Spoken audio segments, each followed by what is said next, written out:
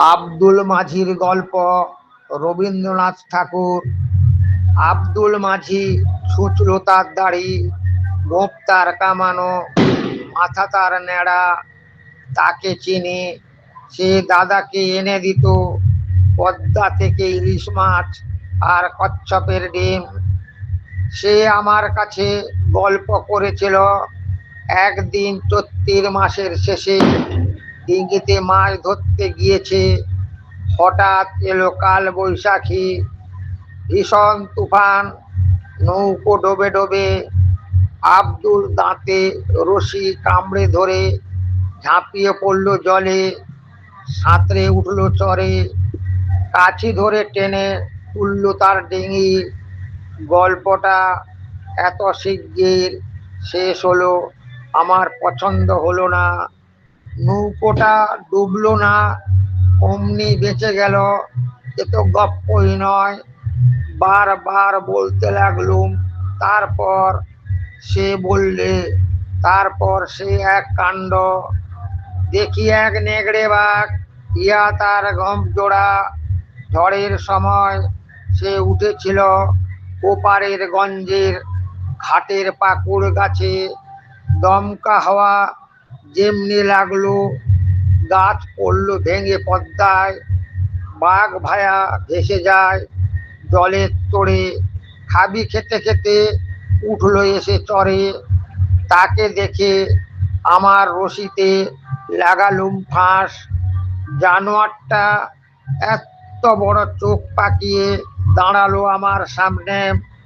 সাঁতার কেটে তার জমে উঠেছে খিদে। আমাকে দেখে তার লাল টকটকে জিভ দিয়ে নাল ঝরতে লাগলো। বাইরে ভিতরে অনেক মানুষের সঙ্গে তার চেনাশোনা হয়ে গেছে, কিন্তু আব্দুলকে সে চেনে না। আমি ডাক দিলুম, আও বাচ্চা। সে সামনে দুপা তুলে উঠতেই দিলুম তার গলায় ফাঁস আটকে। ছাড়াবার জন্য যতই ছটপট করে ততই ফাঁস কেটে গিয়ে তার জিভ বেরিয়ে পড়ে। এই পর্যন্ত শুনেই আমি ব্যস্ত হয়ে বললুম, আব্দুল, সে মরে গেল নাকি? আব্দুল বললে, মরবে, তার বাপের সাধ্যি কি? নদীতে বান এসেছে, বাহাদুরগঞ্জ যেতে হবে তো। ডিঙির সঙ্গে জুড়ে বাঘের বাচ্চাকে দিয়ে গুণ টানিয়ে নিলেম অন্তত 20 ক্রোশ রাস্তা। গো গো করতে থাকে পেটে দিয়ে দাঁড়ের খোঁচা। 10-15 ঘন্টার রাস্তা 1.5 ঘন্টায় পৌঁছে দিলে তারপরেকার কথা আর জিজ্ঞেস করো না বাবা, জবাব মিলবে না। আমি বললুম, আচ্ছা বেশ, বাঘ তো হলো, এবার কুমির। আব্দুল বললে, জলের উপর তার নাকের ডোগা দেখেছি অনেকবার।